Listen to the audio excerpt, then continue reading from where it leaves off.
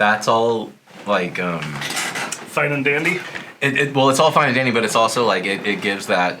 Not only it's real. It's like they know that we're doing it, and like as far as this is our first podcast, and what people like to see over time is like improvement and change. And so like if they notice like, oh, there's a baby crying in the background, blah blah blah blah, but then we do better about it next time, then they'll be able to perceive that improvement, and it's like part of the whole culture of every podcast or every video that I've seen does something like that, where like there'll be cars driving in the background, and they'll be like, oh, sorry about that. They acknowledge it and they move on. Mm-hmm. So for our listeners and viewers out there, you might hear a baby in the background because my son likes to make a shitload of noise. Yeah. As those of you with children know. Yeah. First podcast just starting out. We have the cheapest set available to us at the moment, and we are doing the best we can. So cheers to that. Cheers to that, and to podcast number 1. Indeed. On the Superdelic Free Fall podcast. Indeed. Welcome. Welcome to the show. Yeah. You were telling me about this other podcast though? Yes. Okay. So I know this is our podcast, but it has to be brought up because everybody wants to make this happen. I think America wants to see this. Recently, I think it was 2 or 3 episodes ago on the Joe Rogan podcast. Classic. Yeah, classic. There was talk about how Joe Rogan wanted to host a debate. Oh. Biden versus Trump on the podcast. Interesting. I thought he wasn't interested in that, but did he change his mind? He said he would do it 100% as long as it was just him and them two in the room. And fair, yeah. They had it live, no cuts, and they would basically have like roughly 4 hours or so. Okay. In there for hours, like just a long time. Not limited like they do. Like you have 3 fucking minutes to explain a complex issue. Exactly. Like, yeah, that shit that they pull on. It's bullshit. Yeah. Every single debate. No one wins. It's so plastic and just very constructed. And if the media corporation, whoever's running it at the time, wants to lean a certain way, they're gonna lean it. Especially when it makes them money. Mm-hmm. So or helps them out, Anyways, but yeah, man. So that happened. He announced this. Okay. Well, Tim, I can't remember his last name. Yeah, this guy Tim Kennedy. Tim Kennedy was on the show, and he mentioned it then. Tim Kennedy put out a tweet relaying this information. Okay. And within like a day or two, Trump just reposted it and said, I want to do this. Really? Yes. Okay. So what do you think Biden's team's going to let him do it? Fuck no, they're not going to let him do it, dude. I'm curious. On his own with no coaching? Yeah, I'm curious to see what you would think about that. I don't know, man. Dude, I would love to see that. That's something that I've been craving all the time. As you know, like me personally, I don't follow news or media because it's just I have a hard time trusting that information. And it's really hard out there right now, man. It really is. Like the thing is like I understand people have biases and like there's all that, but there's so much to navigate, and especially now with the internet and like the ability to look up so much information and everybody to chime in about their own opinions. It's like how can you come to an objective perspective about whatever is happening when you've got huge corporations who are running the news, who have interests in making their money for their marketing, where you have people who have their own personal interests in like doing their entrepreneurship on YouTube, sharing their news, their opinions, calling it news objectively, saying, trying to call people out. The whole gotcha thing, they can't all of it is confusing me. Like I don't understand what I should be paying attention to and what I shouldn't be paying attention to, what's important and what's not. And I think if we're able to sit down in that format, and like the format that Joe Rogan uses, and sits down and they just have an opportunity to just sit down with those people, have this conversation, like what we're having here, a very personal, person-to-person conversation. I think there are certain human aspects that come out in that type of situation that you don't get out of staged interviews on. Yeah, well, I mean, unfortunately, I don't think that there are any human aspects that will come out of Joe Biden. He's going to have a hand so far up his ass. Like, I don't understand. I mean, but that's going to be a good thing, right? If it's only going to be Biden in the room with no coaching, like. Let me retract that. this is the reason why he won't do it is because he can't have a hand up his ass. Exactly. During like that's that. conversation. But that's why I'm interested to see is like I want to know like because we need to understand. We need to realize that president is just a title. It's a job like anything else, and the person who fills that role is a human being, and they are no different than any other human being on this planet Earth. And it's important to understand how they think and how they would approach solving certain problems. Yeah, And getting honest answers is so very important to see. And like I don't feel like you get honest answers. You get a team of 12 people who write your speech for you, and then you're just you're talking. That's it. That you're not. I don't see. There's not an emotional connection. There's no passion behind it. Like it's just. You're just repeating words that someone else said so that you can get your votes. Yeah, I mean, that's basically where I'm seeing it right now, man. I don't think it'll happen, but I think it needs to. It does. And it does even if it doesn't happen on the Joe Rogan podcast, it needs to start happening because there is no reason in today's world why two politicians can't sit in a room and debate topics for hours at a time on a live stream. No, there's no... I mean, that should be the expectation at this point, honestly. We live our lives on the internet. Yeah, I mean, there's no... we don't have to rely on legacy media anymore to bring us the news. All of this stuff can be done, I mean, shit, we're doing this podcast right now in a bedroom. With minimal resources. Yeah, I mean, yeah. Yeah, it's not hard. It just takes a little bit of effort. It takes mindfulness. It takes thoughtfulness. Really sit down and think about the big picture. Like, stop thinking about winning and think about what's good for your country, what's good for your community. Like, that's what we need in a leader. That's what I expect from a president, from a leader. How are you contributing to making our community better? Not like, what can you do to make me happy? Like, that's what I'm wondering, man. Like, I definitely can, say that I watch a lot of news. I mean, you don't watch very much. I watch a lot of news. Yeah. I'd have to say I probably watch a little bit more right-handed news than I do left-handed news. But I just haven't heard any of, any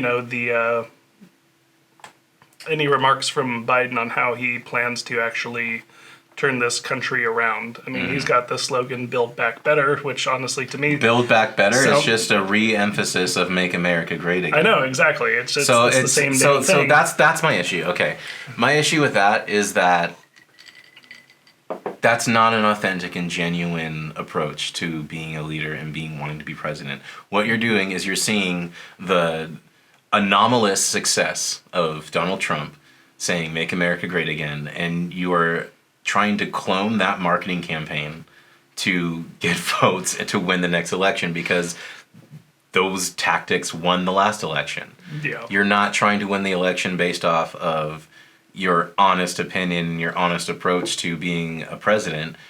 You're just marketing, and that's not real. And it's not, how can I trust you? The hide in the basement tactic, I mean, I guess it's been working for him because they continue to do it. Well, yeah, that's the thing, is he doesn't need to put any effort. He has a team of people. That's the frustrating thing, is it's his team of people that are coming up with his sound bites and his platform and all that stuff that we think is coming from Joe Biden, or all the stuff we think is coming from Donald Trump. It's not. They're just a person. They're just the face of the role, and they have a team of people who don't know what they're doing, who only goal is to get them to win because it's their boss. And if they don't win, then they don't have a job. They don't get paid. So that's their motivation. I mean, he's going to get paid one way or another. I mean, someone's going to get paid. He's been in politics long enough. Right. But I'm just saying, that's, that's what's fucked up about our system right now, is that it's not based on something 47 real. years he's been in office, something like that. I don't know the top. Who? Biden. He's been in politics. In politics, yeah, for like 47 years. Because he's a career politician. Yeah, it's just another job you can take in America if you're willing to sacrifice your humanity.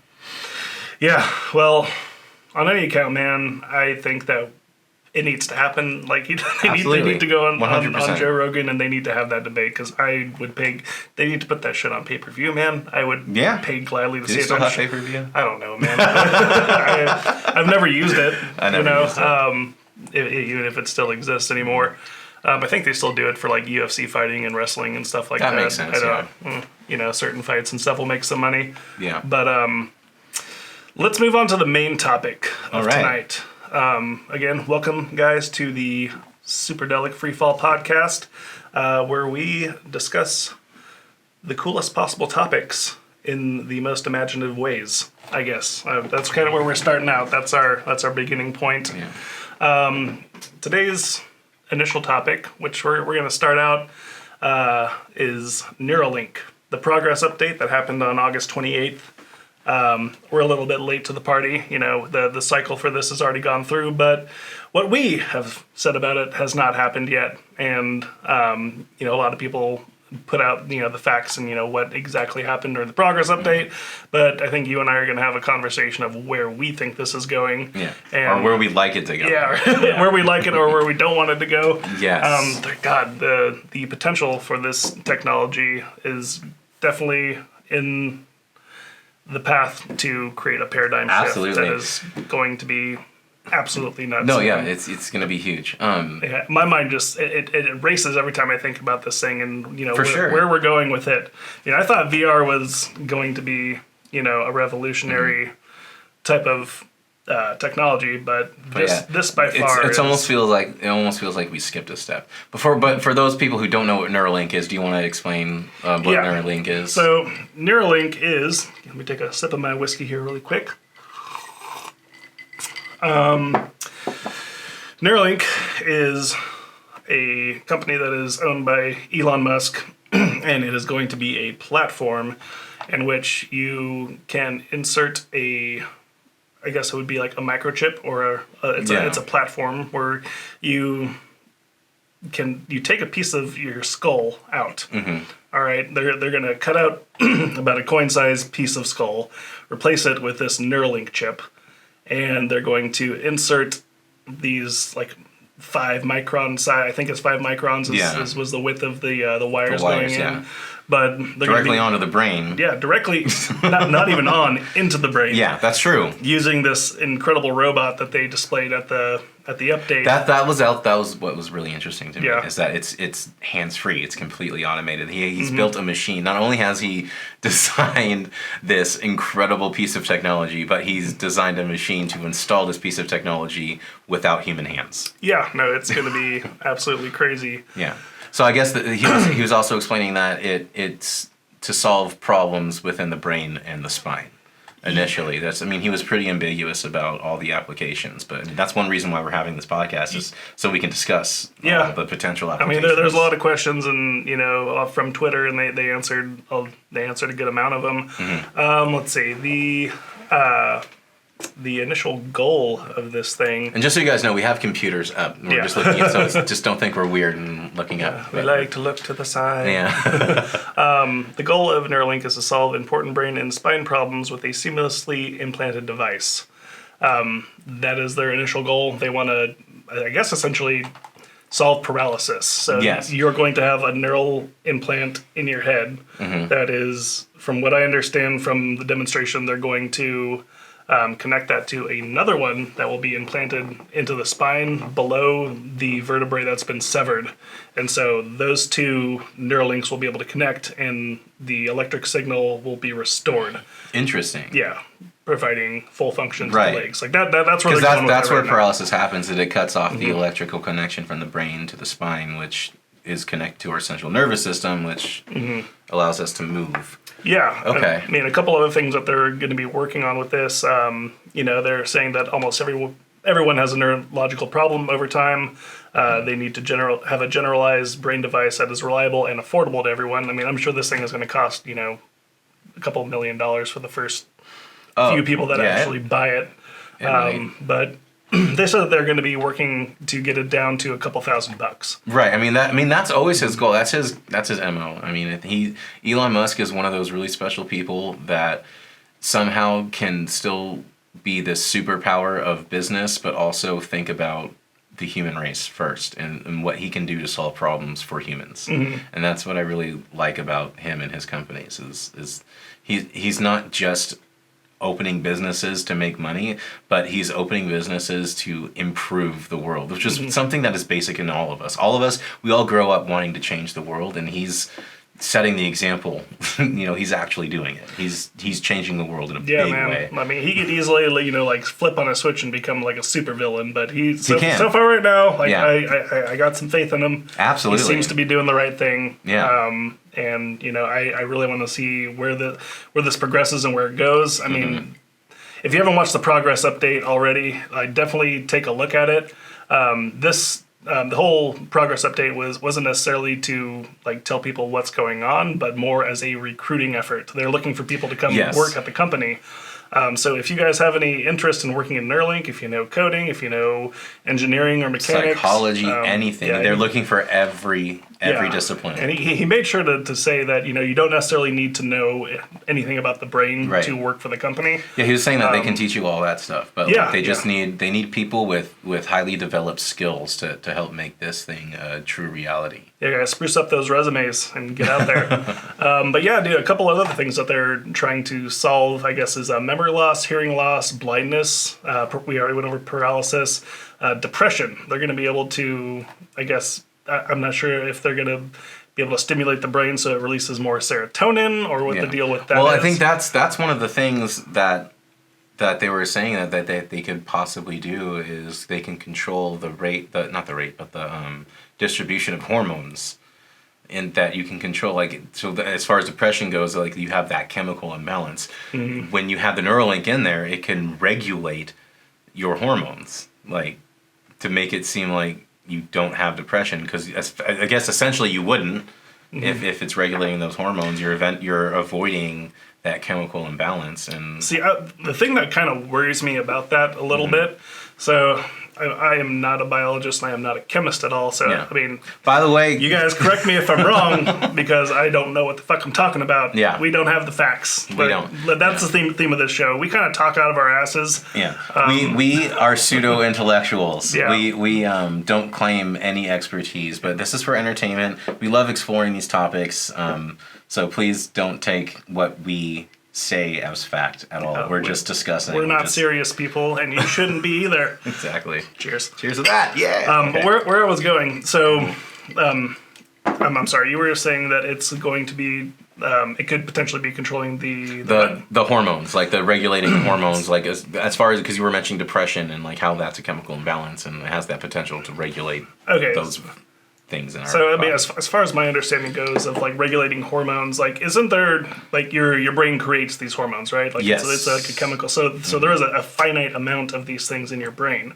What happens when if somebody's at a depressive point where the Neuralink just starts pumping in serotonin and pumping it in. Well, then it starts getting depleted. Does the brain just start making more? But that's the thing. We know about that issue. We know about serotonin depletion. Well, so that essentially that would probably be one of the first things programmed into the Neuralink, right? Is there's are they going to hack into the brain and then say create more serotonin so that we can keep this fucking train running? Well, no. The thing, I think it's more about understanding the how it works naturally and being able to manipulate it as it is. There's only so much serotonin that we can take as far as our receptors go. So if we have, okay, for example, with cannabis, because I work in the cannabis industry, I smoke a lot of weed.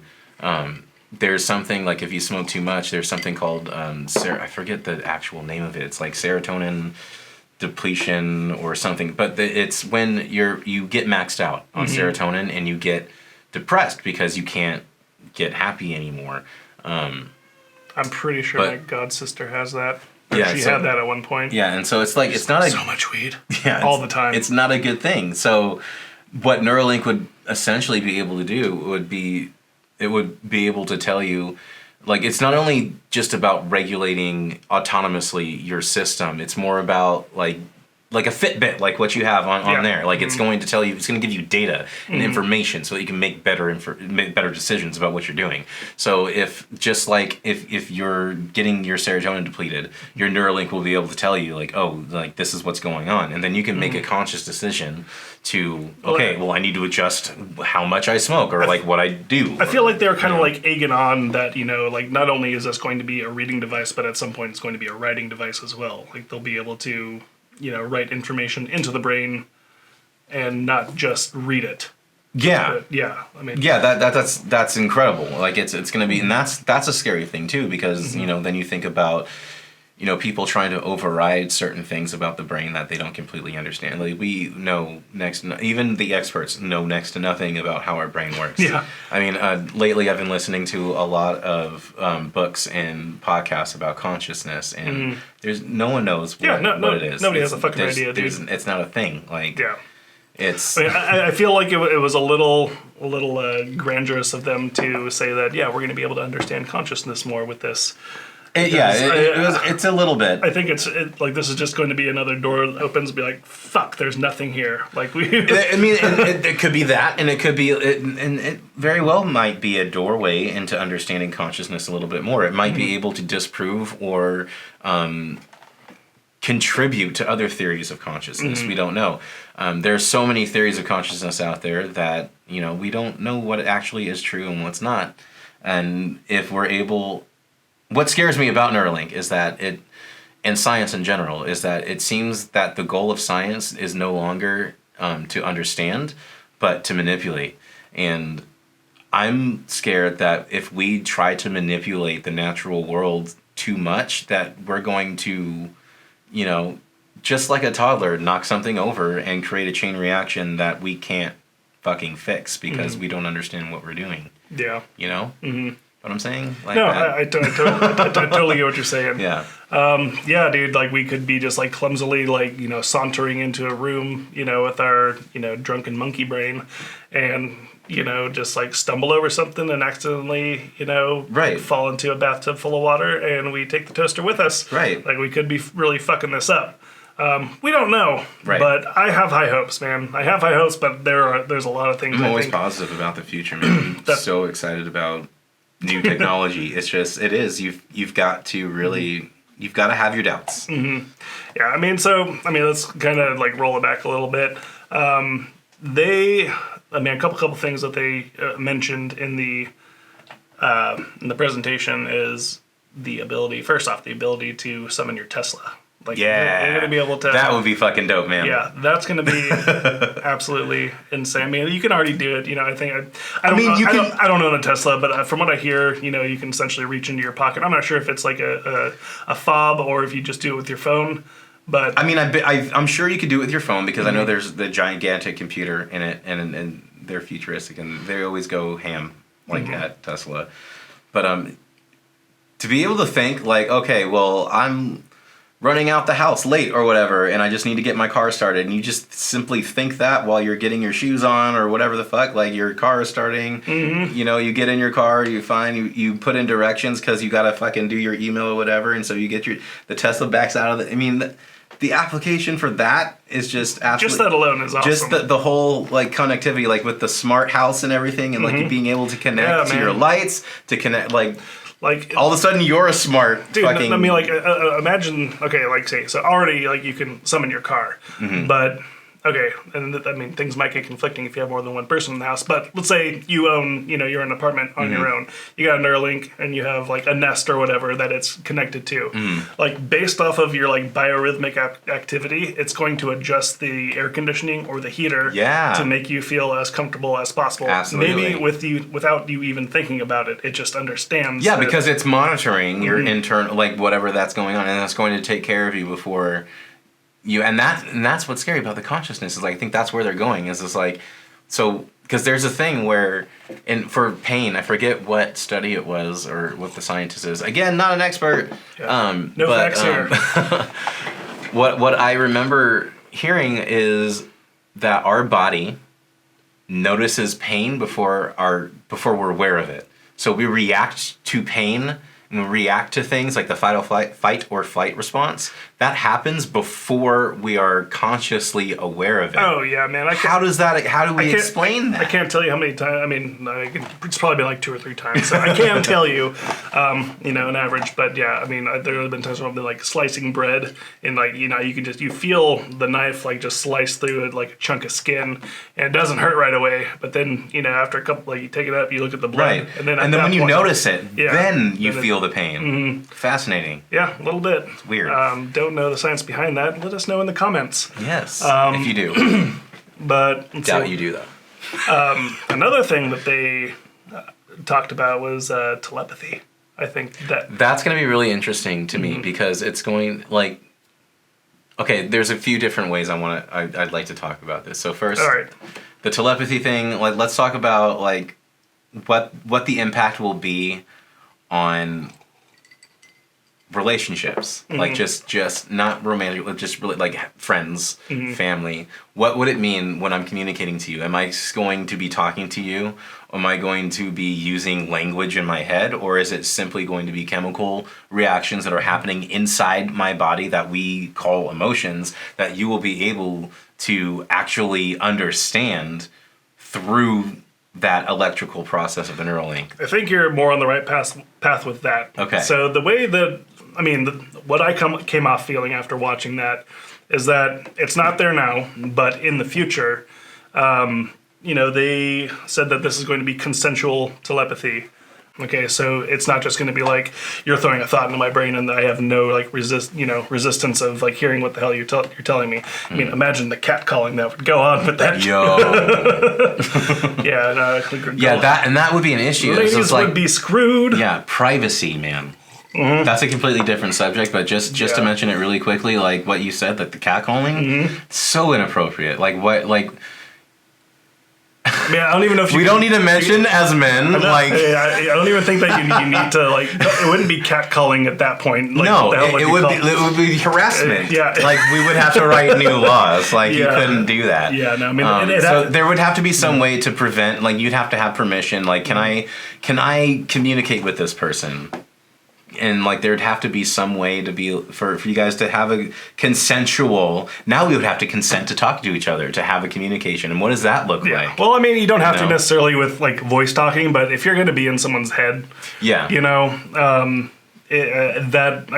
definitely needs to be some kind of a barrier to that. There does. They did lightly talk about security issues, which they didn't say much about it. I mean, the only thing that they really mentioned was that they're building it from the ground up, so they have more control over it. Which I'm not exactly. I don't know what that means entirely. No, people are going to figure it out. It's PR. People always figure it out. If there's going to be computers, there's going to be hacking. If there's going to be tech, there's going to be hacking.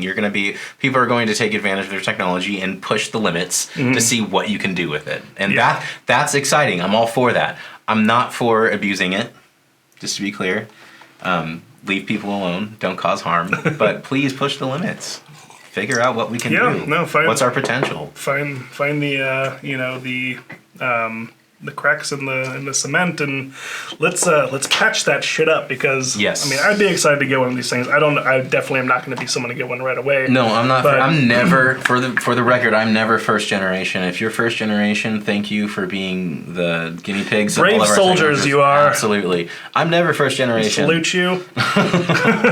Yeah, no. But no, it's definitely the thing that's fortunate about this though is I think that we'll be alive long enough to take advantage of second, third, and fourth generations. Yeah, I mean we'll be around for it, man. And honestly, I think at the rate that this thing is being developed. I'm sorry, we're going to go back to the consensual telepathy in a second here, but I just lost where I was going. It's all good. Yeah, totally lost it. So I'll just go back to the consensual telepathy thing. I think that it's going to be a whole lot like you had just mentioned it, where when you're we're talking right now. So we're formulating an idea in our head, and then it's being filtered through all of the different brain neurons and electrical patterns that it has to go through to get into the language center and then make it to the motor center to be able to project it as, a voice so that you can hear it. Right. And then I've got to interpret it. You have to interpret it. And it has to go into your brain, and you have to reason what I'm saying and understand that whole bit. Right. And even then, it's not going to be a perfect understanding of what you're saying. Like that's the whole game of having a conversation, is making sure that we're understanding each other as we go along. Yeah. So what they kind of let it on to be like is that I'm going to be able to conceptualize an idea, and I think that I don't know how it would be able to get around it, or if we just wouldn't have it at all, but you'd be able to conceptualize an idea, and then I would be able to, do whatever the mind version of text that over to you is. Right. And that would be a completely new sensation for a human being. Yeah. And then because when can you ever experience the true thought of someone else? Yeah. That's what's really exciting to me, is like, what's the difference between truly understanding someone else's thinking versus thinking you understand someone else's thinking? Exactly. Because, I think that it's either going to create a lot of problems, or it's going to create a lot of solutions to political battles. Like imagine like debates going on where instead of me talking at you, trying to prove my point, I go, here, this is how I see it, and I throw it your direction, and then you experience that, and not only are you getting, the general idea, like in like a language form, right, but you're seeing the visuals that are popping up in my head as I'm trying to describe it. Right. You get the emotional all feelings, the sensations that are connected to that conception. The emotional feelings that, come across while this, pattern of brain activity is going on in my head. Right. And I think people are going to cry, dude. Like, it's going to be... It's going to be an overwhelming, almost divine experience. And that's another crazy thing that we can... there's so many different branches we can go off of talking about this. We can go on for hours and hours. Yeah, we definitely can. But the telepathy thing, because my whole life growing up, I always thought of telepathy as just me being able to talk in my English language to another person. Correct, and they're hearing it. They're just hearing it in their mind. The idea of being able to transmit a thought. Yeah. And completely different. Not those kind of thoughts, you dirty-minded sons of bitches. Dirty audience. The mental thoughts, not those ones. But I think that when somebody does that for the first time, man, it's going to be really weird. It is. And imagine, okay, so I'm sorry, I'm just going to go off on this for a second, but people have, their stakes in the ground. They have their ideas. They have their, what's the word I'm looking for? Their morals and their principles, their values, their perspective on life. Perspective, yeah. What's good, what's not good, what's here, what's there. Mm-hmm. And then somebody gives them something, and for that brief moment while they're experiencing it, that whole construct that they've made in their brain just shatters. Yeah. And just dissolves away. And then they come back to it like, holy shit. Life can be an entirely different way than what I'm imagining it. And yes.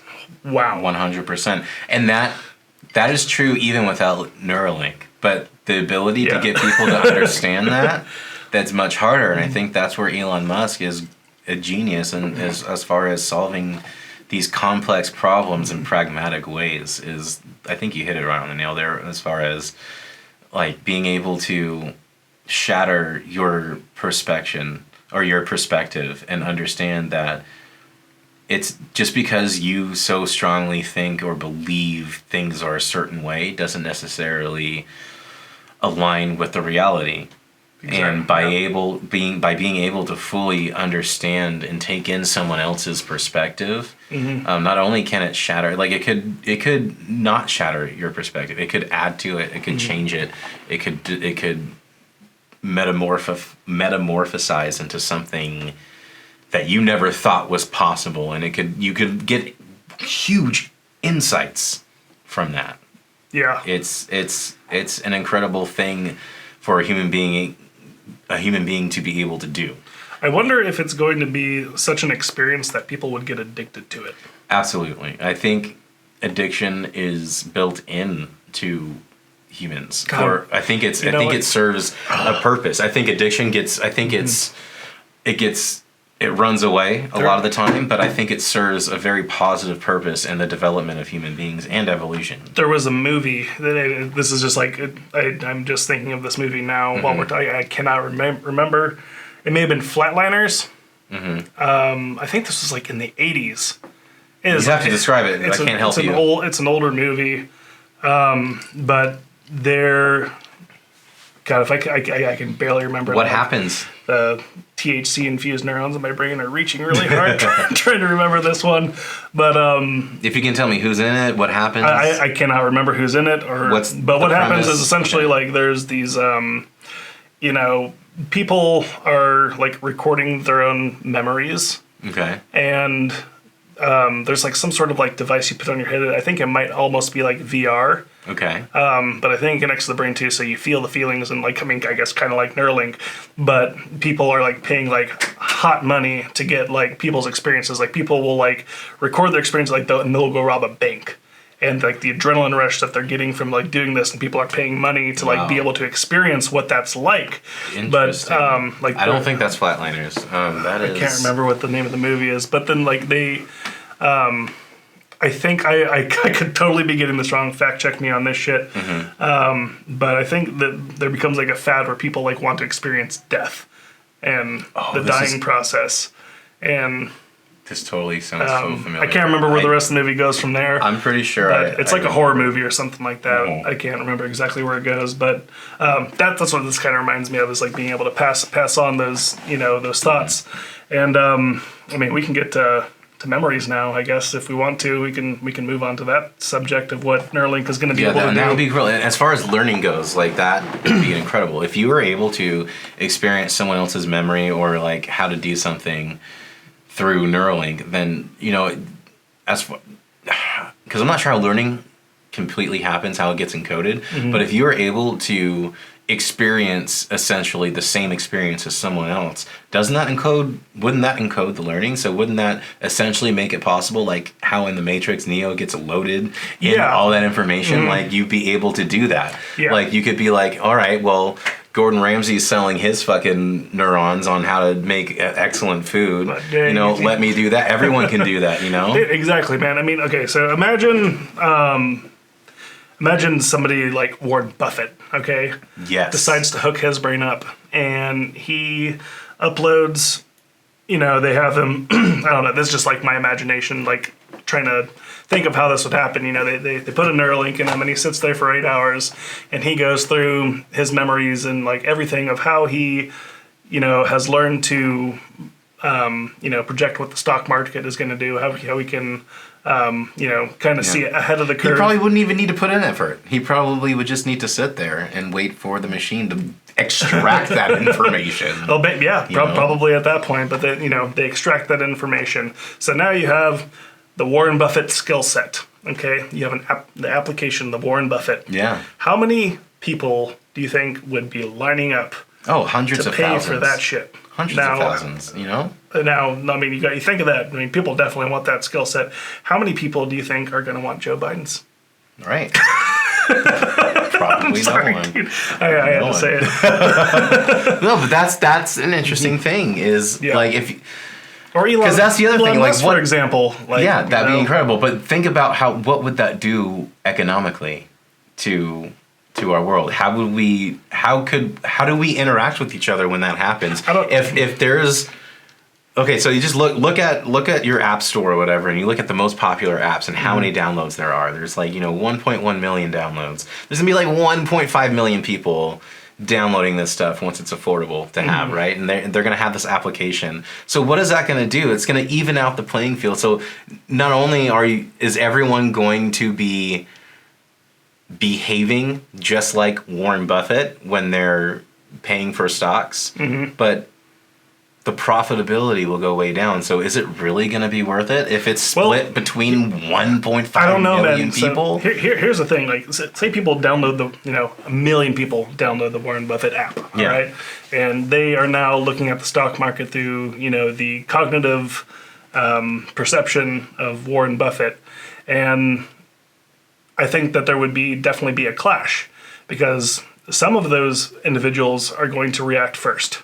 right? And they're going True. to start pushing the market in one direction. And then, I would make the assumption, like most people, that, over time, like, your ideas change, or like when you see something, an action has happened. Okay. You have half the population starts moving in this direction, and then you have the other half of the Warren Buffetts who are looking at it like, all right, well, this stock in So okay, let's say like rubber is going up. Let me make sure I'm understanding this properly. The way that you're perceiving the Warren Buffett application is that they'll be able to intake all that information, but not experientially as Warren Buffett.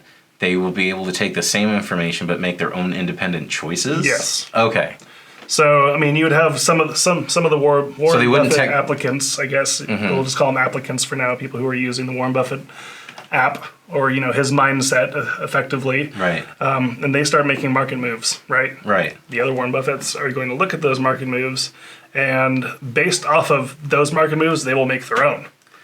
And but the thing is like if they have Warren Buffett's experience, Mm-hmm. they would all be making the same decision at the same time. I would. They would have the same inclinations. They would be thinking about what move they're going to be making next, because based off of the way that Warren Buffett thinks. I would say that you'd be correct if everybody was acting at the same time. So, but the thing is like, would they be consciously acting at the same time? If you download Warren Buffett's consciousness, or not consciousness, but his mindset, or the way that he thinks about stocks. The way that he thinks about stocks has everything to do with how he interacts with space and time. Mm-hmm. It's when he's thinking about it at a certain time, he's going to put money at a certain place at a certain time, and that's what makes him profitable. It's about the right timing. It's about paying the right amount of money for the right stocks at the right time. So what would prevent everyone who downloaded the Warren Buffett app to not make the same decisions the same way? That might be the case. I don't think that everybody who would have that would unanimously go in the same direction at all times. Okay. I think depending on where their focus is, Mm-hmm. they would make separate decisions. So Okay. you'd have these Warren Buffetts making these choices. And now that the market has changed because of the choices that this half of the Warren Buffett app population has made, they would see that as an opportunity to grab these other choices. That's true. I mean, I guess it would suppose on the nature of consciousness too, because like if the problem is like if there's a self, into a layering issue, right? Yeah, because like the thing is if there's a self, then yeah, what you're saying could happen. But if we find out that consciousness is actually one thing that we're all a part of, that we're experiencing differently, and this Neuralink allows us to align with each other conceptually and experientially, then we all make the same decisions, and we are. I don't know. It turns into sort of a weird dystopic situation. I don't think that would happen. So I mean, then the reason why is because, like, I think of Photoshop. I guess. So you have a ton of graphic designers and photographers, and they all have the idea of Photoshop and what to do in it. There's a certain skill set that every buddy at the base level has, but they choose to use those things in different ways. Right. So everyone's running off the Photoshop app, but they're using the program in a totally different way than the other guy. Got it. So I think that people would have... So it's more of a stylistic choice that people would have. Yeah, I think so. I think that they would, you have the ability to use the ideas of Warren Buffett and you're able to see it. So like you'd be able to like adjust, like, this is like, how much influence I want from this application or something like that. Yeah, possibly. I mean, I think we're getting a little like convoluted at this point with it. Okay. But it's, I think that, based on the self, like people will have their own, and their innate like self-consciousness, and then they will basically be able to add like layers of knowledge or skill sets to that. Okay. They still have their own, idiosyncratic ways that they work about doing things. Okay. But they also have the knowledge of like what this person would do. Like you don't always follow what that person would do, even if they're, a great like role model to you. Mm-hmm. But Right. I think that kind of might be what it's like. Got it. That's just kind of my idea of it. I don't know. That'd be interesting. Yeah. I don't know. It'd be. I would love me some Warren Buffett thoughts. Yeah, that would be definitely help. Yeah. Yeah, you're telling me, man. I'm just like, people would pay a lot of money for it. It's like even if it drove you broke, you'd be able to make the money back. You would. Yeah, it's crazy. You'd have the insight to be able to do it. I'm just thinking about the economic impacts. Like it would be a true huge paradigm shift, like the way that we live our day-to-day lives. Yeah. Anyway, let's move on to it. What other applications do you think Neuralink? So they went into gaming, and I think that was kind of an idea that everyone had with it. Absolutely. Everybody wants to. Well, I mean, at this point, it's a lazier way to play video games, absolutely. But it would be kind of cool. I mean, I think it'll get a lot more interesting. It'd be super immersive. Well, because you can create sensation. Until it gets to that point, it'll be cool. I mean, I think like in the initial stages, it's going to be like you still looking at a video game on the TV screen, but instead of using a controller, you're using your mind to. Oh yeah, absolutely. To do it. But once they get into like the visual cortex and motor, combining it with the VR though, like that's what's really interesting to me. Yeah, I mean, like what's holding VR back right now is like you can't be in a motionful game. Like you can't walk around in it without getting dizzy. Like you can't play Call of Duty and run around while you're sitting still because your brain is telling, your eyes are telling your mind that you're running and you should be feeling a certain way, like you're moving back and forth. I mean, some people can do it. It's a matter of getting used to it. But most of the population can, man, which is why they've like all the like FPS games that I've played on it are always like you have to like move the cursor and then you like point to where you want to end up and you teleport over there and you can like move like 360 degrees, but you can't move forward, backward, side to side. Okay.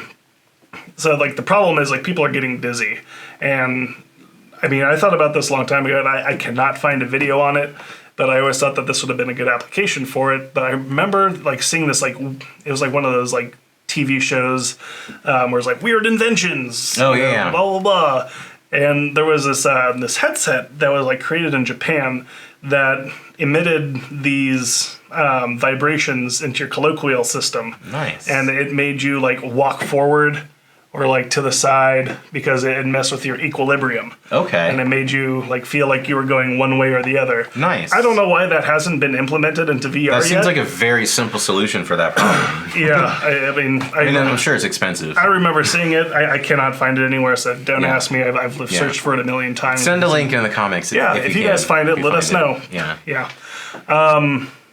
So anyway, I don't know why that hasn't been utilized, but with Neuralink, once they get into the visual cortex, once they get into like being able to control your equilibrium, and control your senses in that matter, and you're in full immersion, like we're talking like full on Matrix mode, where everything that you do, see, and feel, feels like reality. Absolutely. It'd be really neat. Like I wouldn't. So like, okay, for first person shooters, for example, I would not want the sensation of being shot. No. Okay, but I would also. It'd be really cool to feel the sensation of like, say I'm out in the fucking desert and I want to feel the wind and the sand hit against my arm. Like that would be a really cool sensation. If I was walking through a swamp, I want to feel like my legs getting wet. Dude, it would be like a great tactic to use if you wanted to win all the time. What? If somehow you could like brain hack the other team that every time that they got shot, it felt like an orgasm. Fuck yeah, dude. They're coming all the time. Then you get banned. But that would be so sick. Like there are people out there that would do that and just distract them. This feels so good to die. Like your KD ratio just like skyrockets. That'd be fucking hilarious, man. Yeah, that would be so good. Super weird to get that sensation. I mean, I definitely don't want to feel getting shot. That would suck. I don't want to do that. Like honestly, I think that there should be a penalty for dying. Oh yeah, you should feel something. Yeah. Like not you shouldn't be playing video games and feel a bunch of pain. You shouldn't be leaving a video game and feeling like you just did a fucking 4-hour workout or whatever. Hey, that actually. Sorry, I mean I think that might actually be a good idea. Like, what if like while you're playing this game, you're getting the same like heart rate and workout and like muscle tension. Like you're not realizing it, but in the real world, you're actually like building those muscles. Well, absolutely, that'd be great. Like this thing, and but I mean, they've got machines. Like, they've got those treadmills. Absolutely, I think we all would. Yeah, it'd be that would be a really cool thing if we could find a way for video games to be healthy for us. If we could incorporate some sort of... We tried it back in like the 2000s. Wii days. Yeah, the Wii days. Yeah. The little fucking... Yeah, not the best. But, Yeah, for sure. but... So, where I kind of see the thing going with gaming. Okay. All right, so this is like Neuralink in comparison to this other... Like, I swear I either heard about it on a YouTube video or I read it in an article. But I know the military, or I don't know, but I feel like I have read at some point the military did a study on like the brain's activity while people were playing StarCraft. Okay. And StarCraft is it's a real-time strategy game, I think, where you're looking top down and like you have your army and you're building stuff as things are going along, and you move your army to this section to like defeat. So I think the military is going to be really, really excited about this because for sure. We already have people who are sitting down at a desk. They got a TV screen in front of them and they are piloting a drone and they're just going around and just boop, click a button and drops the bomb. Imagine having a Neuralink and being connected to just a bunch of Humvees and vehicles. That are loaded. One-man army. Guns can't harm me. Loaded with drones, or those new like cheetah dogs that Boston Dynamics the creepy ones. Yeah, that fucking DARPA was making. Yeah, man, the little cheetah dog. Yeah, dude, they're gonna kill so many people with that shit, dude. Oh man, that's what America's best at. It's gonna be horrible, man. It's gonna be. I mean, imagine one of those things running at you with a Gatling gun on the back, dude, and it's just going 70 miles an hour. Yeah. I mean. No, like that's the only way we're gonna survive as a country is our military force. Sorry, guys. Yep. Well, it's one way. Yeah. I mean, oof. No, but let's not get. No, I mean, they're already looking at how the mind is controlling all of these different assets of what is an army through StarCraft. Like they're I don't know if you've ever played the game. Have you? No, I've never played StarCraft. I know of it. Yeah. I know people who played it. I played it a little bit. I haven't played it a whole lot. My friend was getting me into it for a little bit, but I don't know. I'm an FPS guy. I like first-person shooters. Absolutely, man. Skyrim was also a cool one. I like my RPGs as well. But the top-down RTS games aren't necessarily for me, but I understand them. And, you're sitting there and you're, effectively building up your base. Like, imagine, having this Neuralink and then, you're calling upon all of these different resources that the army has available to you. Like, you're moving tanks, you're moving into certain positions to get ready for an attack. You have these, big, huge, maybe semi-truck kind of tank things, and all of a sudden you're ready to attack, and you just think, and then the top pops off, and just a fucking 1,000 drones come flying out, and each one of them has a bullet, and all of them are, they got facial recognition, technology in them, and so you can go into this city, and you are taking out, a person, just people. And you're taking out, all of the terrorists or, whatever the hell, people. All of it just way more efficiently. Yeah, just way more efficiently. You're not bombing the hell out of the place. You're just taking them out by the person without having any of your own army, physical bodies there taking any damage. It's only done by robotics, and you're able to leave the infrastructure. For sure. It's like setting off a nuke without destroying all the buildings. Yeah, wouldn't that be great? Jesus Christ. Yeah. I don't know. The military applications are far and beyond. Yeah, I mean that's the really one that kind of hits me on the head is just thinking of going to war like you're playing StarCraft. Yeah, I mean war is already a game. It's always been a game, and now we're just making it more like the games that we play for fun. Yeah, so I mean we're kind of going down the dark side of where Neuralink can go. Yeah. Brain hacking. Brain hacking. Yeah, we've touched on brain hacking throughout I think all of our topics. That'd be a scary thing to do. Can you imagine you're in this relationship with this woman who's been awesome to you, and all of a sudden you find out, over time that you're not hitting it off or whatever, and you just you don't feel what you felt for her before, and so you break up, you move on. She doesn't feel the same way. She's very technologically savvy, and so she decides to hack your brain to make you think you made a mistake, and then now you're in this relationship against your will. Now, that's a question of how do you know like what you're doing is what you want to do if there's an ability for someone to go in there and control, what your thoughts are? What if they could rewrite your memory? Like, what if they thought, they could rewrite something else? Yeah. What if they control, like, the hormone regulating? What if they, add more love or add more, whatever it is, and that's not what you want to do. Like, then your free will is gone. Your privacy is gone. How do you get back? Well, how can you even tell? Imagine, yeah, I mean, that's a crazy thing to think, man. Yeah, if somebody just like totally like rewrote your memory to think. I mean, like say you did something like really fucked up to a person, and you want them to forget it. Yeah. And so you rewrite like that memory, and you hack into their brain, and you're able to take that out and replace it with something like really nice, like a time where you guys like went and played with a bunch of puppies or something like that. It would be nuts, man. I mean, imagine like people trying to get away with murder. Oh, all the time. Jesus Christ, dude. Like, all the time. I mean, a lot of it is like people, they bring in witnesses, but what happens when everyone's got a Neuralink and the person who commits the murder, is, a hacker, and he just goes boom on a keyboard or in his brain or whatever. And no, not even that they don't remember, but he puts out to 1 million people that they have witnessed the murder. And the murder that they witnessed was done by a different person. There you go. A different person for every person. Yes, different person for every person. That's wild. And so you have all these people who, think that they have witnessed this like thing. they know that they've witnessed, and effectively they have witnessed the murder. Mm-hmm. Yeah. Yeah, man, that it would be an absolutely crazy thing to think. But here, let's throw this one at you. Okay, so instead of her, incepting into your brain, your like her idea of how you should feel about her. Right. She just decides to get revenge, and say like you're a really bad guy and you cheated on her, right? And she's just fucking pissed. So she decides to conglomerate or make up her own memory, or maybe it's just her imagination. She decides to record this, the scene of her fucking your best friend, and then throws that into your mind. Yeah. And you fucked up, man. I mean, the possibilities of, this brain hacking, they're working on the security. They're saying that they're building it from the ground up, and so they have some control over it. Yeah. But like we said earlier, there's ways around. There's ways around it.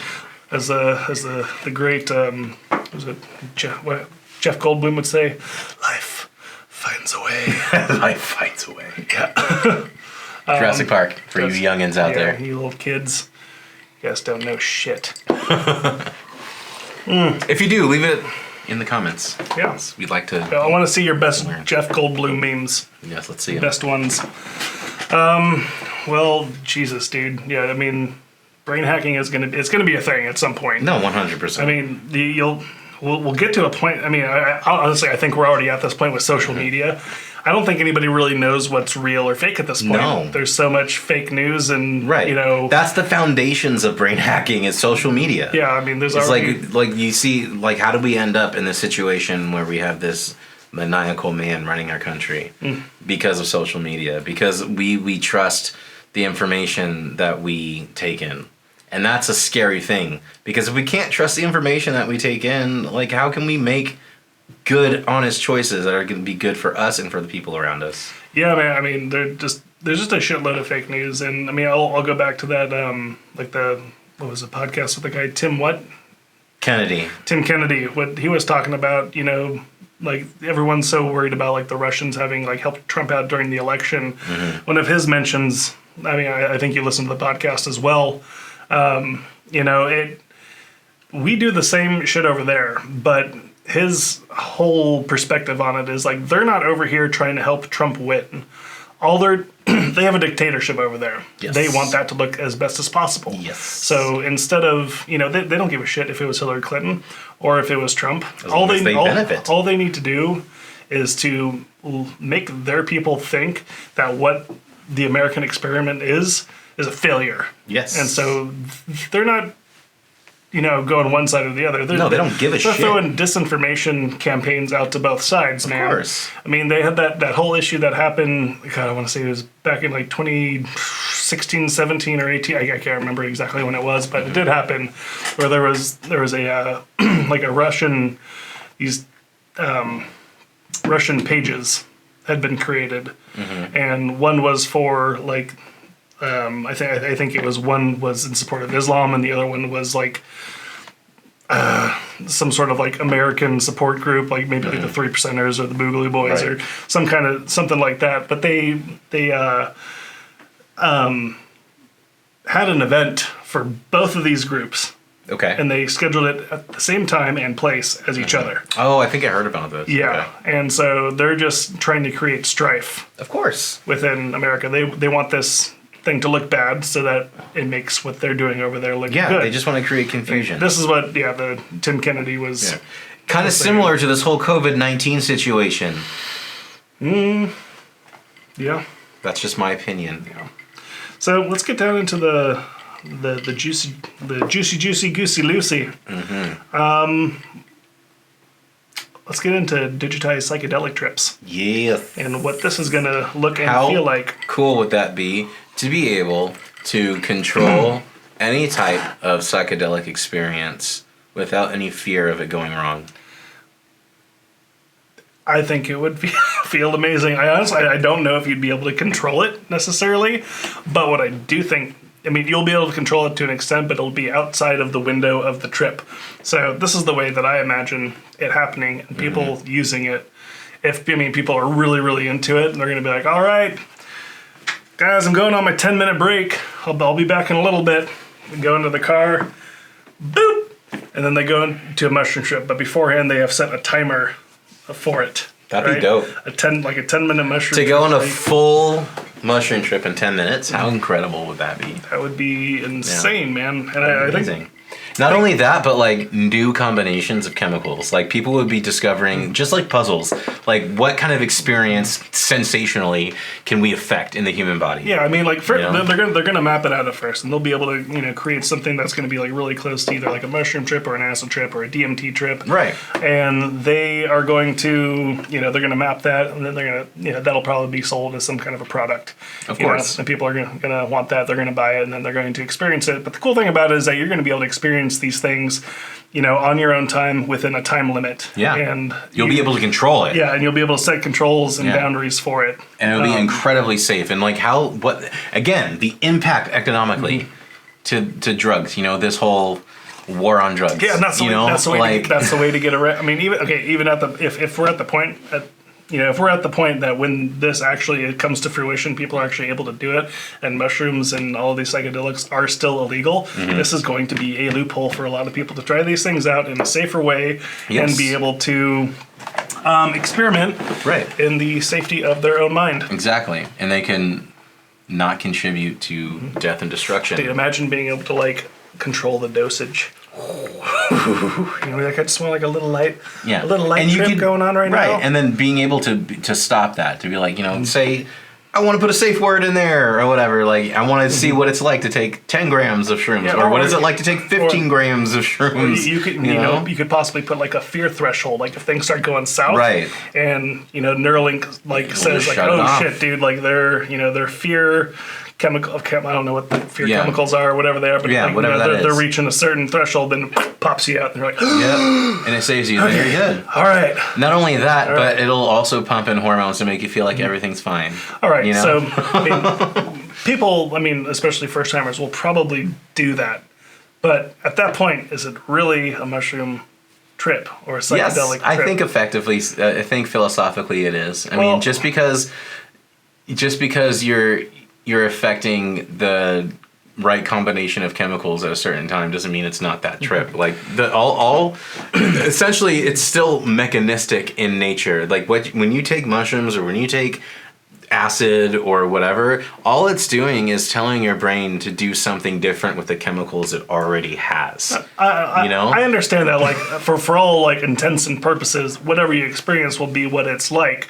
But the one thing that you can't do on organic mushrooms, or I guess I don't know if you'd consider acid organic or DMT, or I guess DMT to an extent. DMT, acid, and mushrooms are all organic. If on an organic trip versus what would be a digitized trip via Neuralink, I'm sure on the organic ones, there ain't no getting off this roller coaster. No, that's the only difference. You have to go through it. You have to go through it. And that's half the experience. It is half the experience because I mean sometimes you go into those terror zones. You know, Yeah. you go down the but dark that's side. the whole point. Is you're letting go of your ego and yourself, and you're learning something. And you learn things about yourself in those dark spaces sometimes. Yeah. And I think when there'll be a fluffed up version of it that they'll be like, all right, well, we'll create a mushroom trip that is never ever going to have a dark, terrorizing side to it. Not valuable for me. And there has to be some sort of okay, so I guess as far as the digitized trips go, I wouldn't want them to be necessarily quote unquote perfect. Mm-hmm. I would want it still to have a sense of probability to it.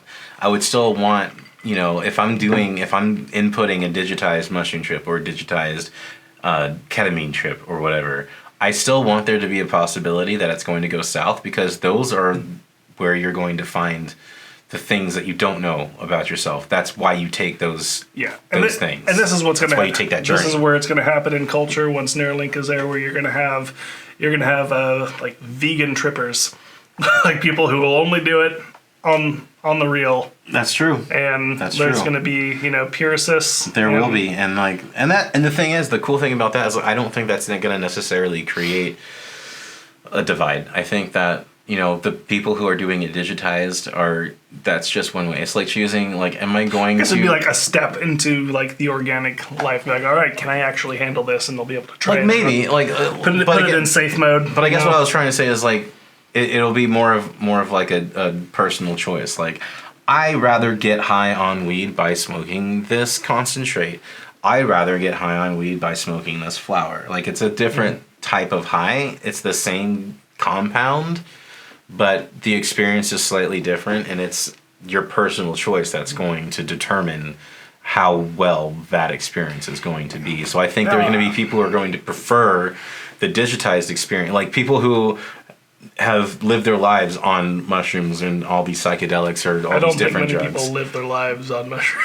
There are a lot of people out there who live their life, not constantly tripping, but doing microdosing. Exactly, microdosing, or just doing trips way more often than they probably should. Yeah. But I think that there are going to be those people who are going to see the benefits to doing it digitized, because there's the potential on digitized is that if you can regulate all that stuff, then you can do it more often, because that's the thing with mushrooms and that kind of stuff, is it depletes those chemicals that cause the trips if you do it too often. Yeah, if you I thought with mushrooms you could only do it once every 3 weeks, and for you'd be able to actually experience I mean, it depends on the production of serotonin. I don't know. I'm not a master in this, but it's from what I've heard, and this was probably back in 2000. But if you take mushrooms every day, you're not gonna trip. You're gonna have to take more and more mushrooms every day to get the same effect, and then at some point that's going to stop, and you're not gonna get high off of them at all, because you've depleted all the hormones that you've had. It's not gonna. You've developed a tolerance as well. Exactly. Your body's gonna know how to fight it off. Right, but with the digitized, you have that you have the opportunity and the possibility to re-up on those chemicals a lot more efficiently, and do have that experience more often. You know what I think is going to do better than these digitized mushroom trips, acid and DMT trips? I think that people are going to design their own.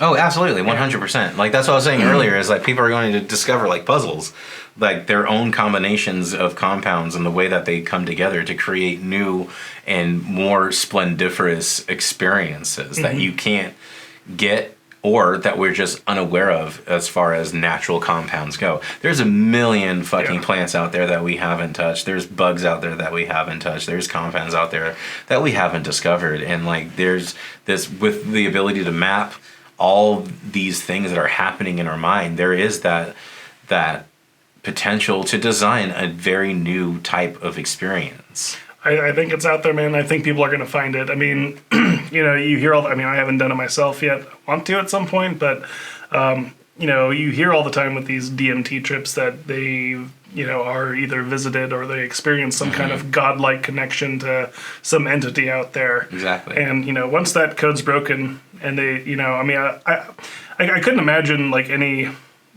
better or intense feeling than being in the presence of, what someone would think of as God. Absolutely. As like the source of Right. of it all.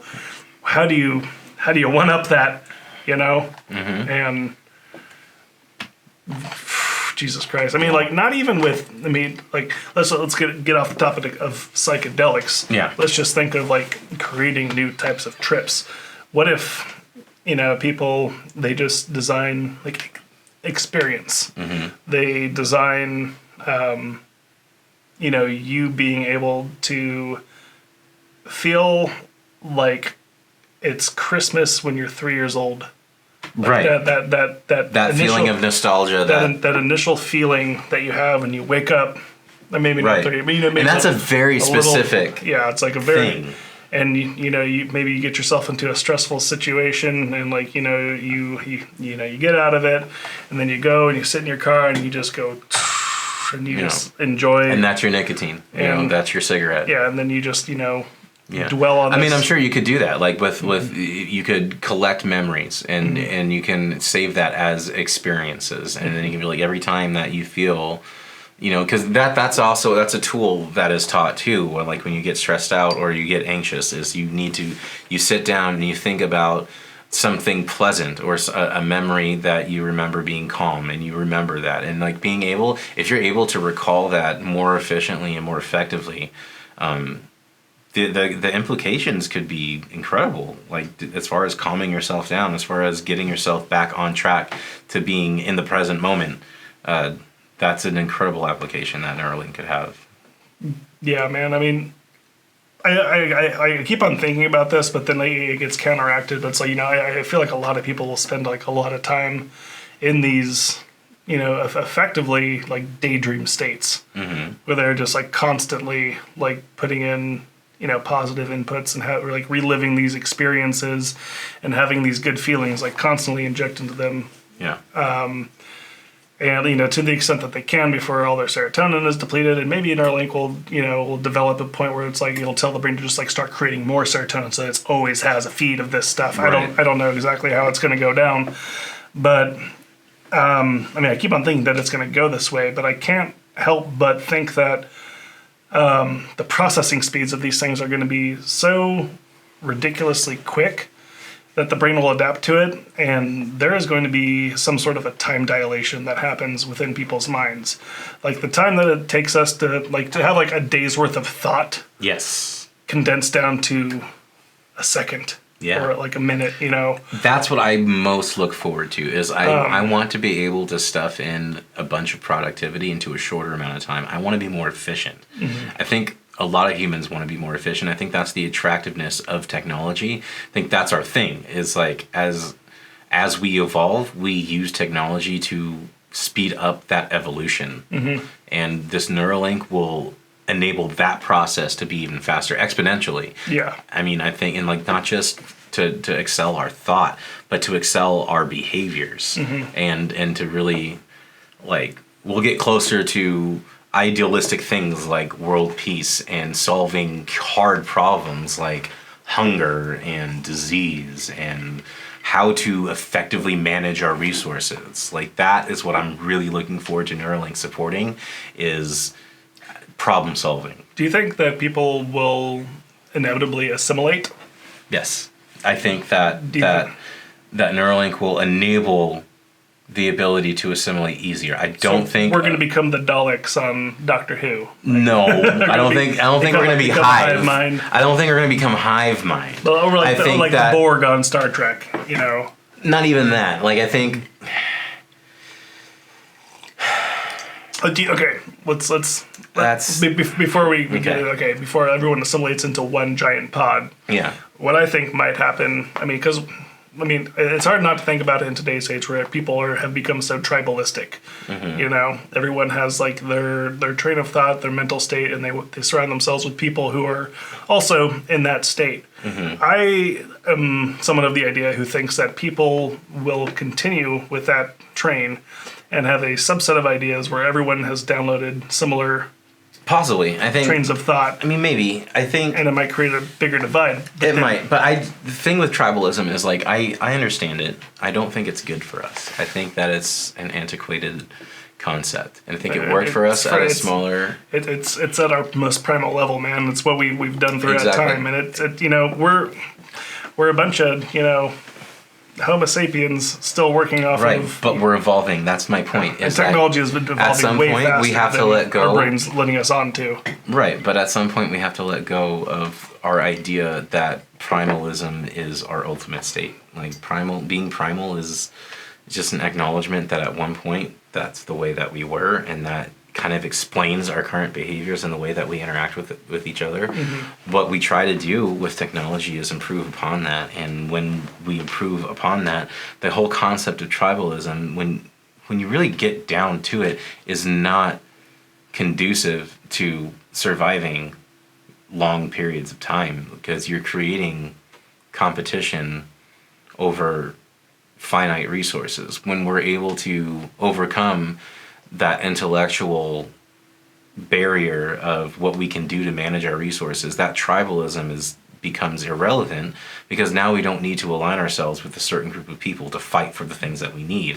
We'll be able to figure out those problems and produce enough resources and solve those problems for us in the future, so that we don't have to divide each other, and we can come together and at a larger scale, which will enable us, and this is getting out there, guys, this is where my head goes, but will enable us to colonize the rest of our galaxy and the rest of our universe, and enable interstellar travel. We're going to do it, man. You know, it's going to happen. I mean, or this, you know, we'll end up dying on the spot. We have to. Like, there's no ifs, ands, or buts about it. Right. It's got to happen.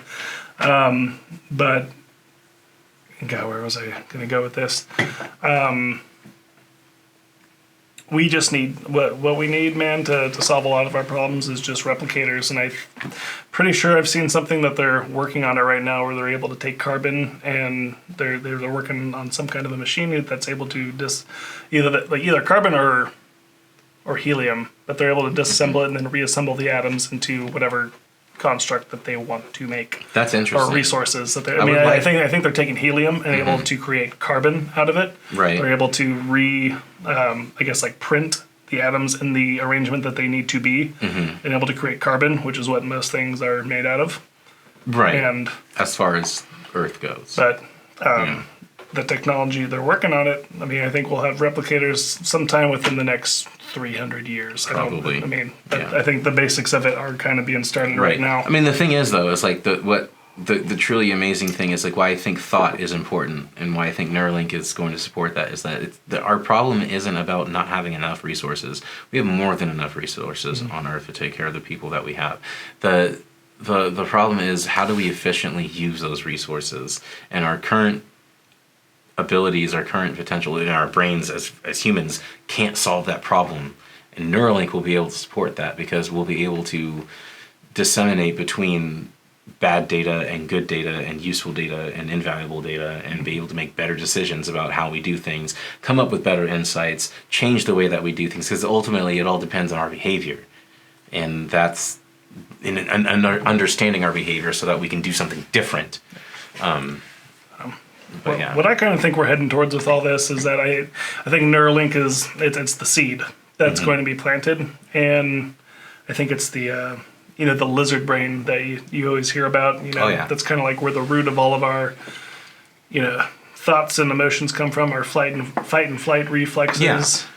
Like, what that is to us now, our brain is going to be to the technology that we surround it. 100%. Yeah. And I think that from this point on, because, I mean, for our brain to evolve into anything that is going to be noticeably different from where it is now is going to take, quite a few thousand years, if not millions of years, to get there. Absolutely. And we're at the point now where we're sticking electrodes in our brain. So I think that the development, of this brain may be done.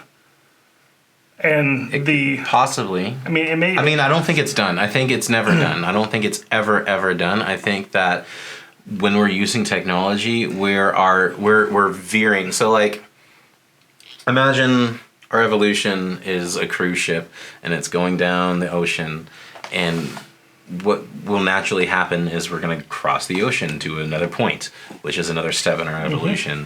What we're doing is the cruise ship is on its natural course, but what we're doing is we're gently pushing that cruise ship over into the direction that we want as far as evolution goes. We're not hijacking evolution. We're veering it. We're knocking it into the direction where we'd like to see it. There's good and bad things about that. It's good things because we think currently that it's going to benefit us.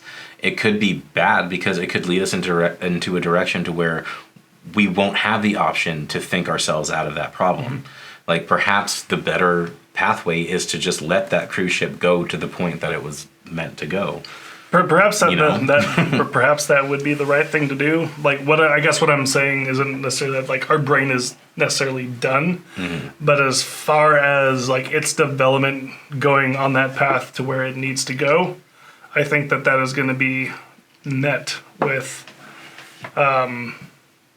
it's going to be met with technology, and it's not going to make it to the point. I mean, there may be some people who are just like total naturalists and they will never get an implant, and maybe they decide to run their entire society off of like no implants. We're organic people. We do not put machines in our body, and maybe we need to have those people around just to see what happens. We do need those people around. But I gotta say, man, with the excitement that I'm seeing from this Neuralink, I can only imagine that it's only going to get bigger and better with faster processing. And the development of the human brain from that point on is going to be in conjunction with technology. Yes, absolutely. And then to keep up, I should say, to keep up with the human evolution, you would need to assimilate into technology. Yeah, and also keeping up with artificial intelligence. Man, no, that's a big fear of Elon Musk, and he may be using that to prop up Neuralink, and like why it's so important. We need to have this is because artificial intelligence is going to take us over. Here's the irony: is that they're going to be using AI in the Neuralink. You can't not use AI. Well, yeah, I mean that's what like his. I think one of his whole stances is that we're never going to be able to beat it, so we need to become it and like be a part of it. Absolutely. And so that's where he's going with it. I cannot wait to see where this goes and where it's going to take us. Hell yeah. Yeah, so one other thing that I'd like to add into this conversation is a really cool thing, and this idea has been put forth in, have you ever watched that show, The Feed? You should check it out. It's a really good show. It's essentially like Neuralink world. Okay. Where everyone has these Neuralinks put into the body, and they're already kind of exploring like what would happen in this kind of a universe. Okay. Everyone's got it. Anywho, one of the cool things that they kind of like bring you into the world with is augmented environmental,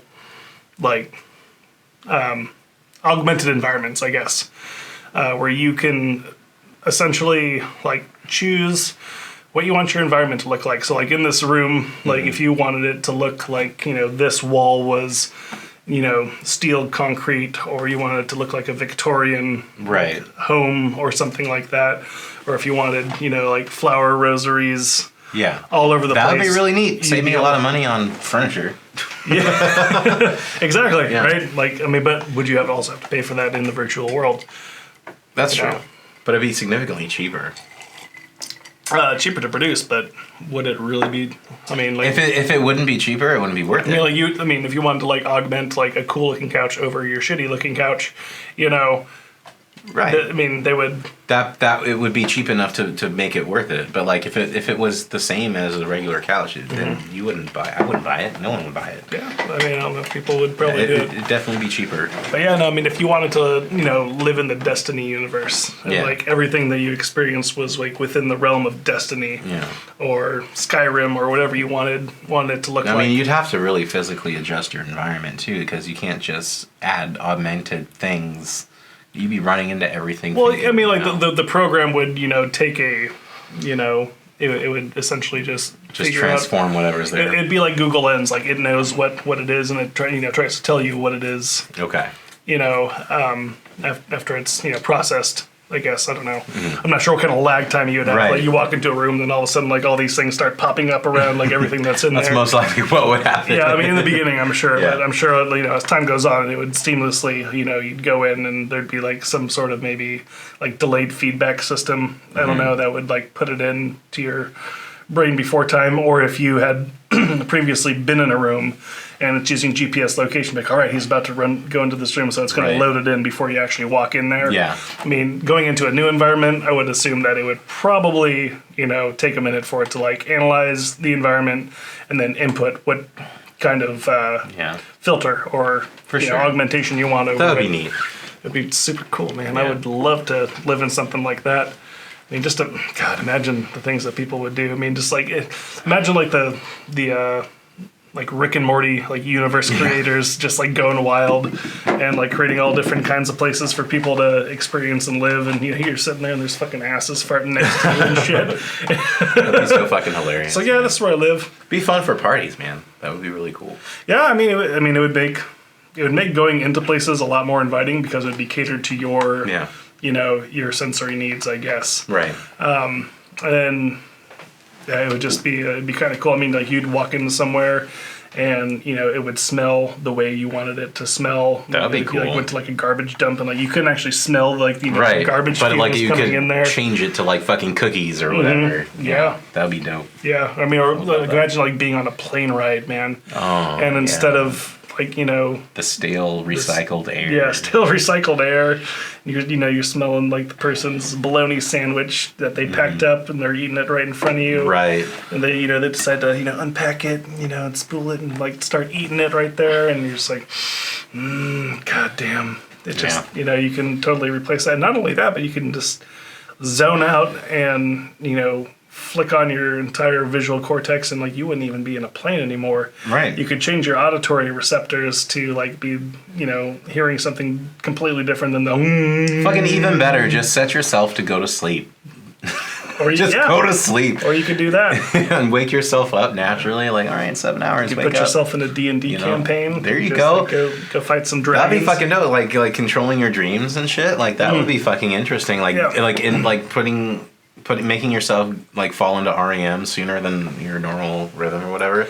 I mean, that's kind of scary too because that could really fuck up like your natural rhythms. Yeah, I mean, going into like the sleep side of things, what if just like every time you went to bed, you just popped yourself into the matrix and like you're living a second life, like you have your day life and night life. I feel like that would be stressful. Yeah. I think that would take a toll, like kind of like playing video games too much. Like would that take a toll on our waking mind? Yeah, I don't know, man. I mean, like we still don't understand sleep to its full capacity. I mean, there's definitely been some. I mean, my wife, she works in sleep, and I mean, there's definitely links to that, and like your daily productivity and like how functional you are. Like people need sleep. Yeah.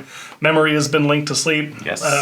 But I mean, just think of like how many people would go to bed, with their phones in their hand and they're scrolling until they pass out. Right. Imagine just having that shit in your brain.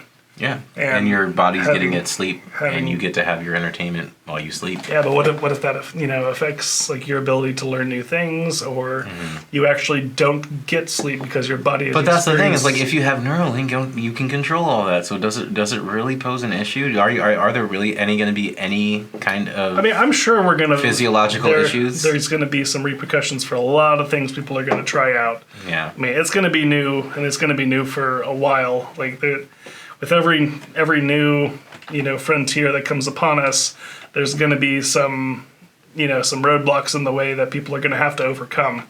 Yeah. And I don't know, man. I see people losing out on a lot of sleep just playing around in fantasy land. Yeah, definitely. Definitely. Because I mean, I don't know. I even have a hard time I'll scroll through Instagram or Facebook. Yeah. And it's 2 hours go by. I'm like, shit, it's 12 o'clock already. I mean, that's just. I mean, like again, that goes to our behaviors around addiction and social media and all that stuff. And so you can control that with Neuralink, and you won't that. But again, like the whole issue is being able to manipulate those things and how unhealthy it is, like to do that. It's like, should they be manipulated? Yes. Like, are they there for? I mean, right. Are they there for a real? If they were meant to be manipulated, wouldn't we already have the ability to kind of do those things? Well, I don't know. I mean, I think we're at the point where now we do have the ability to potentially manipulate those things. We're gonna find out. Right. We'll learn. I mean, we'll find out like how the internet, kind of came on, and we're learning a lot right now about what the hell's going on with social media and all that kind of stuff, and how that's affecting the way people think. There's everybody's in their own personalized echo chamber, seeing the things that only like they want to see. You don't have to see the things you don't want to see. Right. It's all personalized to what you want as the user. What's keeping you on that social media the longest, and how long they can keep you there. Yeah, and I mean, I'm sure that stuff is going to translate too. Dude, I don't think that's going to change. I don't know, man. I don't know. We'll see. We'll see if there's any Section 230 reform, which I hope that there is, because it really needs to happen. For sure. So what else? Well, I mean, along with environmental augmentation, imagine this. Okay. You're 75 years old, okay? Or maybe not even 75 years old. You don't necessarily have to be an old person, but, or maybe it's just like your girlfriend. I don't know. You don't have to be any particular age, but you decide that you want them to look a certain way and smell a certain way and their voice to be a certain way as you experience it. Are you going to be able to augmentatively place? I'm sure, yeah. A perception. If you can control your sensations, of course, yeah, I think you'd be able to do that. Yeah. And but that would be another huge human issue is like, are you getting into a relationship because of this person? And again, that also brings it back down to consciousness and the idea of self. Like, what's the point of a human relationship if you're not with someone because you perceive them to be a certain person? I think that this will be, if it comes to the point where, because I mean, it can work a couple different ways. Either you can have the projection of what you want a certain person to look like, smell like, speak like. The way that they talk to you is always going to be the way that you can't really change that. Right. Unless maybe you can. Maybe they come at you and they say something really mean, like, you need to take out the fucking trash, blah, blah, blah. But you're hearing it as, hey, honey, would you, please take out the garbage? That would be wonderful. I'd really appreciate it. Keep things simple. Thanks. You've been doing so good all year long. Right. Whatever. Wouldn't that be great? Maybe you can change, the way that someone's actually speaking to you. It would definitely complicate things, but I mean, that would be nice to have that. It would be weird, but okay. So I mean, I think this is where the battle would happen. Like you imposing something on someone. But what happens when you create your own avatar and you want people to see you, people in the world to see you as this other thing? I mean, if you can control the way that you see other people, it wouldn't matter if you want people to see you the way a certain way. Yeah, but I mean, because people are gonna, and if they can see your avatar and be like, oh, I don't like looking at you. And then they'll change their augmentation. Yeah, but imagine the conversations that have come out. They go, "What? You don't like looking at me the way I am? You have a problem with the way that my mind has created this avatar?" But then why do that when we can just do that in real fucking life? Like that's what happens anyway. I mean, like that. I think that's the aspect that won't change. Like people will still have those issues. Like we'll attempt to mitigate those issues, and we'll still have those issues because we'll be trying to solve them from a perspective that we don't fully understand. You know what I'm saying?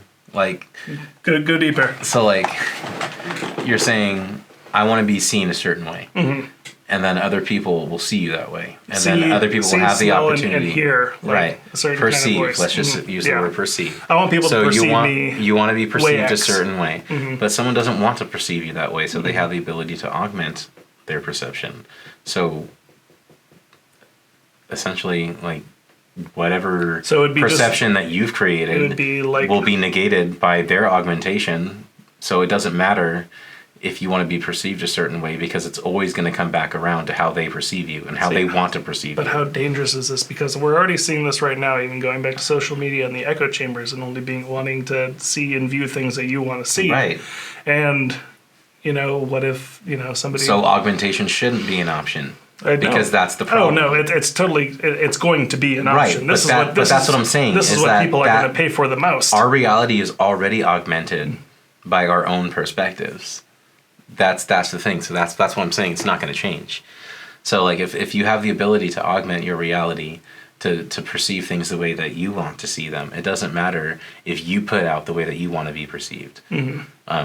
Someone else's perception, the way that they want to perceive, is going to trump that no matter what. So like what? So I guess what I'm wondering is like, will there be any types of like laws put in place where like if there were any laws put in place, it would have to be if more somebody closely. like demanded that they be viewed as a gelatinous cube, and I mean not even gelatinous cube, anything anything that you wanted to be perceived as, and right. that's how you wanted the world to perceive you and see you. Do other people, I guess, would they have a right to cover that up? I don't know. That I mean, why shouldn't they? If that's an option, why shouldn't they have the right? If they don't have the right, then like what's the point? That's I guess that's what I'm saying is like what's the point of trying to do that? Because that's already an issue. What's the point of creating an avatar for yourself when everyone's going to put like a sleeve over you anyway? What's the point of coming to terms with what you perceive as your own identity if people are going to perceive you the way that they're going to perceive you anyway? That's the issue we're already facing as humans without Neuralink.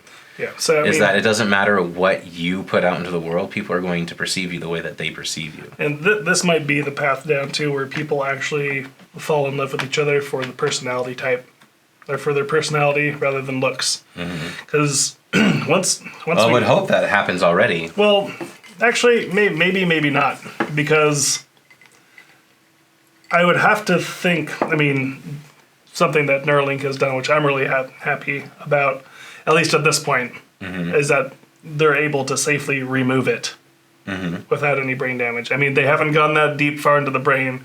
When it gets to the point where there's a million wires like going into like the cortex, right. I'm not sure how safe that's going to be once we start.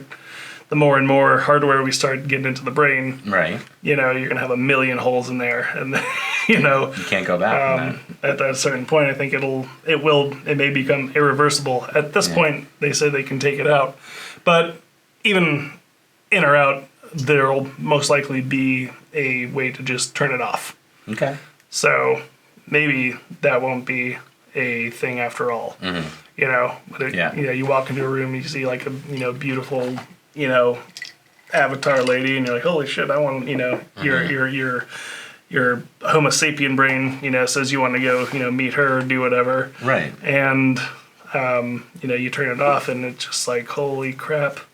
I mean, what the hell did I get myself into? Well, that's like I said, it's happening on Tinder, it's happening on Craigslist, it's happening on every social thing. Is you're interacting with people and they have the ability to create something realistic. They have this narrative that they can put in place that you can perceive as real, and then once you get into the physical world and you experience it, like there's not a lot we can do. Yeah, I mean, you got those face filters already that you see chicks using all the time. It's so damn fuzzy, dude. So you can tell how fake it is. Yeah. Hire a photographer, hire a real photographer. But yeah, man, you can't get away from that. Yeah. Yeah, and that shit's gonna happen. That's gonna be weird. And then, we have like our, fights against beauty standards and, like Dove campaigns, for this, that, and the other. Yeah. But it's gonna get real intense. Definitely. So conclusion. It don't matter. It don't matter. It's just gonna be fun to look at. I mean, we're gonna see elves running around. We're gonna see people dressed up. Are you gonna get one as rogues? Am I gonna get an Neuralink? Yeah. Oh, I think we talked about it. I'm not gonna get one. I'm not first gen. Right. That's for sure. But ultimately, you will. Ultimately, when I have decided that it's good enough and it's actually worth getting, I'd probably get one. Okay. Same. I mean, I don't know what I don't know what the specific parameters are going to be around that, but like I definitely. I'm sure like if my vision ever goes, like that's when I'll like seriously start considering it, because I love my eyes, man. I mean, I do photography. Yeah. So visual things are. You got to hang on to that. Yeah. Yeah, I'm not too keen on the Alzheimer's conundrum. So I'm really looking forward to what Neuralink can do to support that and how it can eradicate that kind of disease. It's a terrible disease. Yeah, man. I remember when I was in 8th grade, there was this lady with Alzheimer's that used to hang out just outside the gates of our middle school. And every single day that, I mean, I wasn't in band, but I had friends in band, so I'd always hang out after school and like watch them do their march like in the street. And every single day, this lady would be out there skipping along as they marched down the street. And she'd come up to me every single day with the same story about how it was lucky to spit on a penny. And she always had a penny in her hand. She'd and spit in it. Lovely. And she would make sure to show me this and all the people who were just hanging out. And every single day, she would do the same thing. That's crazy. It was really, really, really sad. I mean, when I was a kid, I thought it was funny as all hell. Because, Absolutely. they're just kids and assholes. Yeah. But yeah, dude, it's crazy. Neuralink is yeah, gonna be no, awesome. I mean, yeah, I've seen it. It's a sad thing that happens, but if Neuralink can help fix that and help manage it, at least, that's going to be a godsend to a lot of people. It will. Thank you, Elon Musk. Thank you, Elon. But I think this is a good stopping point, man. I think we solved world hunger and everything else under the sun. For sure. And and I think this was a good first podcast. How about you? Absolutely, I think it was great. It was awesome. If you guys enjoyed it, please do whatever you can to share and like and let us know in the comments what you like us to talk about. Any interesting topics you want to talk about. Booty smack that like button. Yeah. All right. Hit that subscribe. Indeed. Notification bell if available. Exactly. All the things. Yeah. Do them all. And always, please just leave us your feedback. We don't care. Good, bad. We want to get better for you. We want to get more interesting. We will have a Patreon up at some point. We'd like to continue doing this. I mean, I had a really good time tonight. I had lots of fun. Yeah. And I hope you guys did too. This is what we're looking forward to doing for the rest of the podcast. Just having fucking conversations about whatever and just letting our minds kind of go crazy. We're not looking at the facts. We're not looking at people's pages and articles. And I mean, we definitely read them, and then we're putting our thoughts out there. We just love speculating and talking about it, exploring ideas. Yeah, we're just exploring. So. Yeah, go ahead and leave us your feedback, and we'll see you next time. Cool. Thanks.